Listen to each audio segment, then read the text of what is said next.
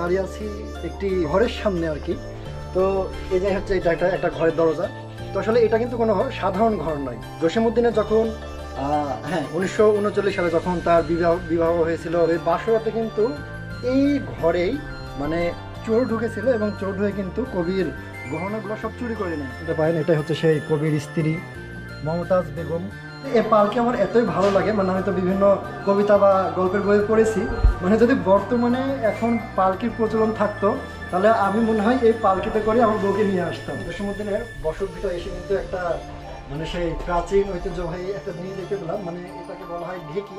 এইভাবেই কিন্তু আসলে ধান ভাঙা হতো এবং চাল থেকে আটা তৈরি করা হতো এই ঢেঁকির মাধ্যমেই। যে নিজস্ব টাইপ মেশিন ব্যক্তিগত, অর্থাৎ কবিতাগুলো তিনি হয়তো এই টাইপ মেশিনে নিজে লিখে রাখতেন এবং সংরক্ষণ করতেন। অভিজ্ঞতার স্ত্রী যখন জার্মানি গিয়েছিলেন, তো জার্মানি ভ্রমণের সময় এটা ছিল তাদের পোশাক। সবই আসলে সংরক্ষিত এখানে আছে।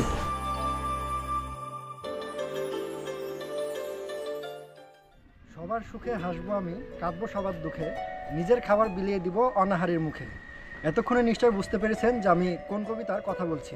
হ্যাঁ বন্ধুরা, বলছি জসীমউদ্দিন রচিত সবার সুখে কবিতার কয়েকটি চরণ। আজকে আমি চলে এসেছি এই জসীমউদ্দিন, অর্থাৎ যাকে আমরা পল্লীকবি হিসেবে চিনি, এই পল্লীকবি জসীমউদ্দিনের বসত ভিটাতে, যেখানে রয়েছে কবি জসীমউদ্দিনের ব্যবহার্য কিছু নিত্য প্রয়োজনীয় জিনিস, রয়েছে তার এবং তার পরিবারের ব্যক্তিবর্গের সমাধি। সো বন্ধুরা, ঘুরে ঘুরে দেখবো এই বাড়িটি, দেখাবো আপনাদেরকে, জানানোর চেষ্টা করব এই বাড়ির কিছু ইতিহাস। তো চলুন আর দেরি না করে ভিডিওটি শুরু করা যাক। আর যারা যারা ভিডিওটি দেখছেন অবশ্যই আমার চ্যানেলটি সাবস্ক্রাইব করতে ভুলবেন না।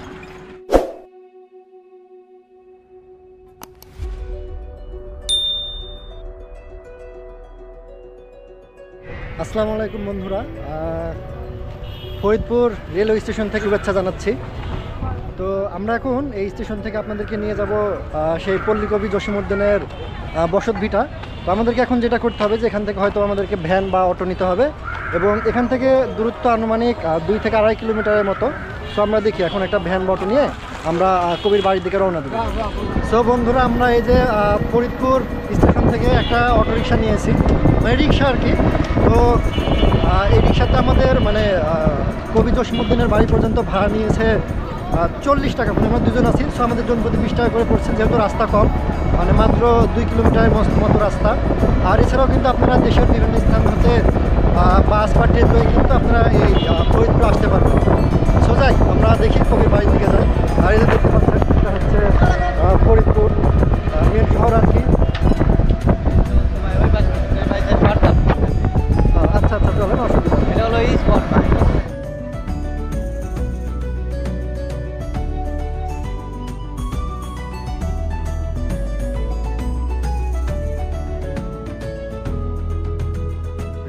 তো বন্ধুরা, আসলে জসীমউদ্দিনের এই বাড়িতে আসতে হলে আপনাকে টিকিট কেটে প্রবেশ করতে হবে। তো এখানে জন প্রতি টিকিটের মূল্য হচ্ছে 20 টাকা।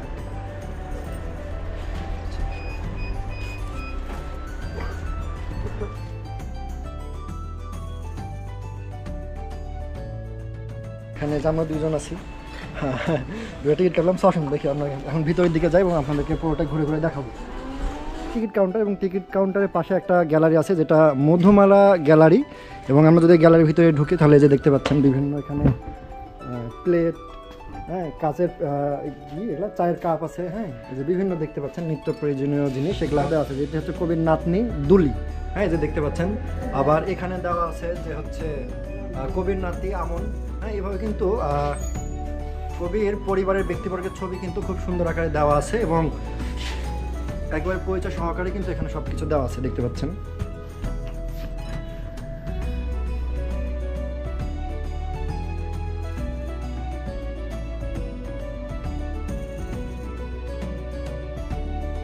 ছবি, হ্যাঁ, এবং এটা হচ্ছে কবির বড় ছেলে হাসু। এখানে চপ্পল জোড়া আর কি, কবির স্যান্ডেল। এখানে রয়েছে, আপনারা দেখতে পাচ্ছেন যে কবির ব্যবহার করা সে চাদর, বিছানার চাদর, শাল, বিভিন্ন পোশাক আশাক কিন্তু রয়েছে। সো বন্ধুরা, এটা হচ্ছে সেই মধুমালতী গ্যালারি, এবং হ্যাঁ, না সরি, মধুমালতী না, মানে মধুমালা গ্যালারি। তো আমরা এই গ্যালারি থেকে এখন বের হলাম এবং আমরা একটু দেখি সামনের দিকে আস্তে আস্তে যাই। হ্যাঁ, এবং দেখতে পাচ্ছেন এখানে লেখা আছে জসীম জাদুঘর।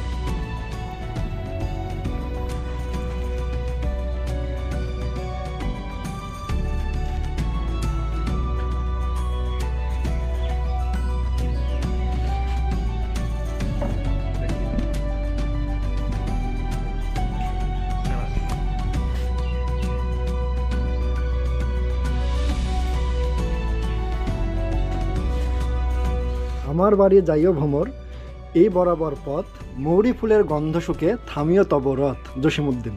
বন্ধুরা, বর্তমানে আমি দাঁড়িয়ে আছি একটি মানে ঘরের সামনে আর কি। তো এই যে হচ্ছে এটা একটা ঘরের দরজা। তো আসলে এটা কিন্তু কোনো সাধারণ ঘর নয়।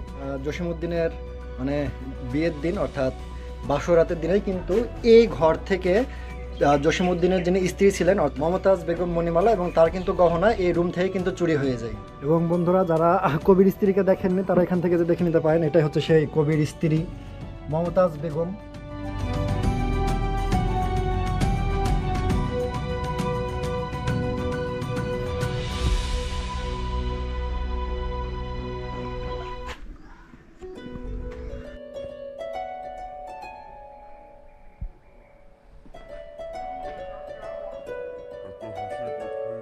বন্ধুরা, জসিমউদ্দিনের বসত ভিটা এসে কিন্তু একটা মানে সেই প্রাচীন ঐতিহ্যবাহী একটা জিনিস দেখতে পেলাম। মানে এটাকে বলা হয় ঢেকি।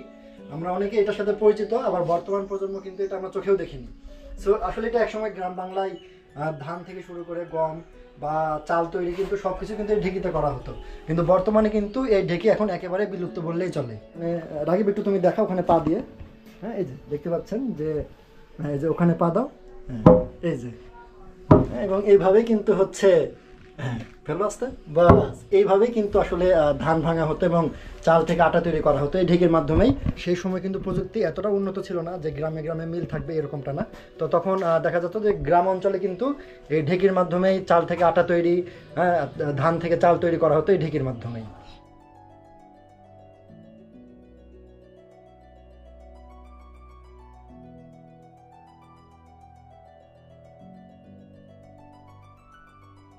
বন্ধুরা, এখানে দেখতে পাচ্ছি আমরা যে কবির একটি ছিল আসমানি, এবং আসমানিকে লেখা সেই কবিতা যে আসমানিকে দেখতে যদি তোমরা সবে চাও, রহিমউদ্দিনের ছোট্ট বাড়ি রসুলপুরে যাও। তো এই হচ্ছে সেই আসমানি, আপনারা দেখতে পাচ্ছেন এখানে। এবং এই যে পাশে হচ্ছে আসমানির এটা হচ্ছে বাড়ি, মানে একেবারে ভাঙাচোরা, যে একটুখানি বৃষ্টি হলে গড়িয়ে পড়ে পানি। আমরা চেষ্টা করবো আজকে যে হাতে যদি সময় থাকে তাহলে আসমানির যে বাড়িটা আছে সেখানেও আপনাদেরকে নিয়ে যাব। সো ওইটা হয়তো কোনো পরবর্তী ভিডিওতে আপনারা পাবেন, যেহেতু একটা ভিডিওতে করলে অনেক বড় হয়ে যাবে। তো আসেন আমরা একটু গ্যালারিতে ঢুকি।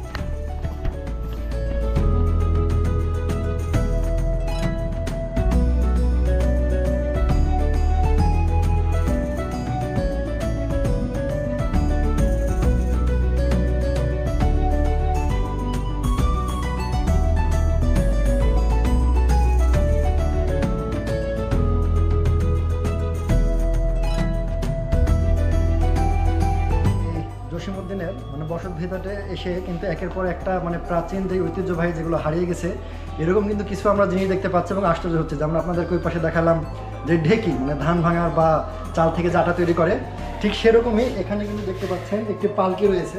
তো আসলে আমরা কিন্তু মানে পালকির কথা শুনেছি প্রাচীনকালে বা এক সময় গ্রাম অঞ্চলে যখন বিশেষ করে বিয়ে হতো, তো তখন কোণে মানে নতুন বউ যারা তাদের কিন্তু এই পালকির ভেতরে করে কিন্তু নিয়ে আসা হতো। বর্তমানে কিন্তু এই পালকি কিন্তু একেবারেই বিলুপ্তির পথে। আর একটা কথা হচ্ছে যে এই পালকি আমার এতই ভালো লাগে, মানে আমি তো বিভিন্ন কবিতা বা গল্পের বইয়ে পড়েছি, মানে যদি বর্তমানে এখন পালকির প্রচলন থাকতো তাহলে আমি মনে হয় এই পালকিতে করে আমার বউকে নিয়ে আসতাম।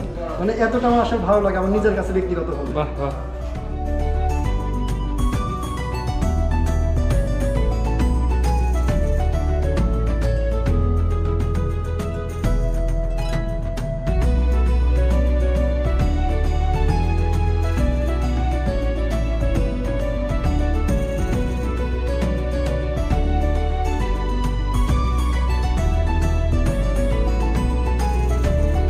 আপনারা যদি এখানে আসেন তাহলে কবির শৈশব থেকে শুরু করে মানে কবির জীবনের সব থেকে শ্রেষ্ঠ বন্ধু যিনি ছিলেন তাকেও কিন্তু আপনারা এখানে দেখতে পাবেন। মানে তাকে দেখতে পাবেন না, আসলে তিনি কিন্তু আসলে অনেক আগে মারা গেছেন। তো তার যে ছবি বা ফটো ফ্রেম এখানে আপনারা দেখতে পাবেন, এই যে লেখা আছে খুব সুন্দর করে যে কবির শ্রেষ্ঠ বন্ধু ডক্টর দীনেশ চন্দ্র সেন। এই যে, তো আমরা আসেন একটু এই গ্যালারির ভিতরে ঢুকি। ওরা এই গ্যালারিতে কিন্তু আমরা দেখতে পাচ্ছি এখানে কবির মানে বিনোদনের বেশ কিছু মাধ্যম, যেমন আমরা এখানে যে একতারা দেখতে পাচ্ছি। তো প্রশ্ন হচ্ছে যে আসলে কবি কি একতারা বাজাইতেন নাকি? এটা যদি আপনাদের কারো জানা থাকে তাহলে আপনারা অবশ্যই কমেন্ট করে জানাবেন। আরও একটা জিনিস দেখেন যে এখানে কিন্তু একটা লেখা আছে টাইপ মেশিন, মানে এটা হচ্ছে কবির একেবারে সম্পূর্ণ নিজস্ব টাইপ মেশিন, ব্যক্তিগত। অর্থাৎ কবিতাগুলো তিনি হয়তো এই টাইপ মেশিনে নিজে লিখে রাখতেন এবং সংরক্ষণ করতেন। তার স্ত্রী যখন জার্মানি গিয়েছিলেন, তো জার্মানি ভ্রমণের সময় এটা ছিল তাদের পোশাক। হ্যাঁ, সবই আসলে সংরক্ষিত এখানে আছে।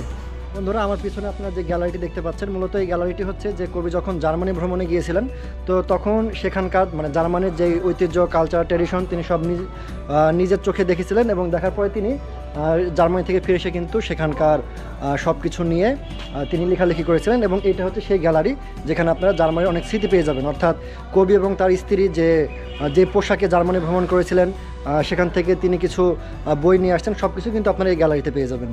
এটা হচ্ছে কবির পিতা আনসারউদ্দিন স্মৃতিঘর। আমরা যদি ঘরে একটু ঢুকি তাহলে দেখতে পাবো কি কবি জসিমউদ্দিনের একটা বংশ পরিচয় এখানে দেওয়া আছে, যে কবির দাদা ছিলেন সমীর উদ্দিন, যিনি 1835 সালে জন্মগ্রহণ করেন এবং 1910 সালে মৃত্যুবরণ করেন। এরপর হচ্ছে কবির পিতা আনসারউদ্দিন, কবির মাতা আমেনা খাতুন রাঙা ছুটু, মানে কবির যিনি হচ্ছে মা ছিলেন ওনার মায়ের নাম হচ্ছে আমেনা খাতুন এবং ডাকনাম হচ্ছে মেবি রাঙা ছুটু। আর কবির ভাতা ও ভগ্নিগণ এখানে দেওয়া আছে। হ্যাঁ, এই যে কবি পত্নী মমতাজ বেগম, অর্থাৎ যার ডাকনাম ছিল মণিমালা, যিনি 2006 সালে মৃত্যুবরণ করেন। আর এই যে এখানে কবির ছেলে মেয়েগুলো সব দেওয়া আছে। সো আপনারা কিন্তু চাইলে ভিডিওটি পোস্ট করে কিন্তু আপনারা এটা দেখে নিতে পারেন, কবির এক নজরে তার বংশ পরিচয়টা। এখানেও আমরা এই গ্যালারিতেও এই যে কত সুন্দর করে লেখা আছে দেখছেন, যে আমার বাড়ি যাইও ভ্রমর বসতে দেবো পীরে, জলপান যে করতে দেবো শালি ধানের চিনি। এবং কবির যে নিজের হাতে কিছু বই লেখা আছে, কিন্তু বইগুলো আসলে ছুঁতে পারছি না যেহেতু লক করা আছে। এবং বন্ধুরা দেখতে পাচ্ছেন আমার পেছনে বেশ কিছু কবর দেখতে পাচ্ছেন। তো আসলে এখানে মূলত আমাদের যে পল্লী কবি জসিমউদ্দিন, ওনার সমাধি এখানে আছে। আসলে এটা কবর বললে ভুল হবে, আমরা বলতে পারি যে এটা একটা পারিবারিক গোরস্থান, কারণ এখানে কবি থেকে শুরু করে ওনার স্ত্রী, ওনার নাতি, ওনার দাদা, বাবা সবার কবরই কিন্তু এখানে আছে। তো এখানে কিন্তু দেশের বিভিন্ন প্রান্ত থেকে অনেক দর্শনার্থী এখানে বেড়াতে আসেন। তো আমার সাথে সেরকমই একজন আছেন। আসসালামু আলাইকুম, আমি মোহাম্মদ কামরুল হাসান, কুষ্টিয়া সরকারি টেকনিক্যাল স্কুল অ্যান্ড কলেজের কম্পিউটার বিভাগের একজন শিক্ষক। আমি এই পল্লী কবি জসিমউদ্দিনের বাড়িতে আসছি যে তার স্মৃতিচারণ করার জন্য, যে বিশেষ করে যে আসমানির যে পল্লী কবি জসিমউদ্দিনের যে আসমানিকে একটা বাস্তব চরিত্র, কল্পকাহিনী না, কল্পকাহিনী না, এই জিনিসটাকে মানে উনি এত সুন্দরভাবে যে ফুটিয়ে তুলেছেন, একজন জরাজীর্ণ একজন মানুষের যে কষ্ট ফুটিয়ে তুলেছেন। এইটা মূলত আমি তার এই বাড়িটা একটু দেখার জন্য, যে সে এখানে থাকতেন। তো এখানে এসে আমার অনেক ভালো লাগছে যে গ্রাম বাংলার যে ঐতিহ্য এগুলো ফুটিয়ে তুলেছেন। উদ্দেশ্যে আমি এইটুকু বলতে চাই যে সবাই যদি এখানে আসে তাহলে অন্তত যে গ্রাম বাংলার যে ঐতিহ্য উপলব্ধি করতে পারছি, তো এখানে সবারই আসা উচিত। আচ্ছা ঠিক আছে, আপনার মনে হয় সবাই একসাথে আসছেন তিনজন। আচ্ছা ঠিক আছে, থ্যাংক ইউ। এবং বন্ধুরা, এই জসিমউদ্দিনের বাড়ির পাশে কিন্তু এখানে একটি রয়েছে যে স্মৃতি জাদুঘর, মানে পল্লী কবি জসিমউদ্দিন স্মৃতি জাদুঘর। তো আপনারা চাইলে এটিও ভ্রমণে আসতে পারেন। সো আমি ঢুকলাম না, কারণ এমনিতে ভিডিওটা অনেক বড় হয়ে গেছে। তো আপনারা যদি আসেন তাহলে ঢুকবেন এবং কমেন্ট করে জানাবেন যে আসলে জাদুঘরটি কেমন। সো বন্ধুরা, এই ছিল পল্লী কবি জসিমউদ্দিনের বাড়ি সম্পর্কিত ভিডিও। আসলে এখানে এসে অনেক কিছুই দেখলাম, বিশেষ করে শুধু যে কবির বসতভিটা, তার ব্যবহার্য জিনিসপত্র এরকমটাও না, আমরা কিছু প্রাচীন ঐতিহ্যবাহী জিনিস অনেক কিছু দেখতে পেয়েছি, যেমন আপনাদেরকে দেখালাম ওই পাশে ঢেকি, তারপরে পালকি। সো ওভারঅল সব কিছু মিলে ভালোই লাগছে। তারপর কবিদের ব্যবহার্য কিছু জিনিসপত্র, কবি এবং তার পরিবারের ব্যক্তিবর্গের সমাধি, তো সব কিছু মিলে কিন্তু মানে আসলে ভালো লাগার মতো একটি জায়গা।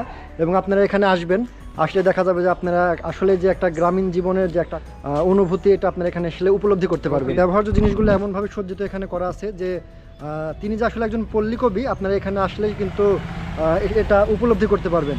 সো আজকের মতো বিদায় নিতে হচ্ছে। বাড়ি সম্পর্কিত যদি কোনো প্রশ্ন আপনাদের মনে থেকে থাকে তাহলে সেটা অবশ্যই আপনারা কমেন্ট করে জানাবেন, এবং ভিডিওটি আপনাদের কাছে কেমন লেগেছে সেটাও কমেন্ট করতে ভুলবেন না। সো পরবর্তীতে নতুন কোনো ভিডিওতে দেখা হবে ইনশাল্লাহ। সেই পর্যন্ত সবাই ভালো থাকবেন, সুস্থ থাকবেন। আল্লাহ হাফেজ।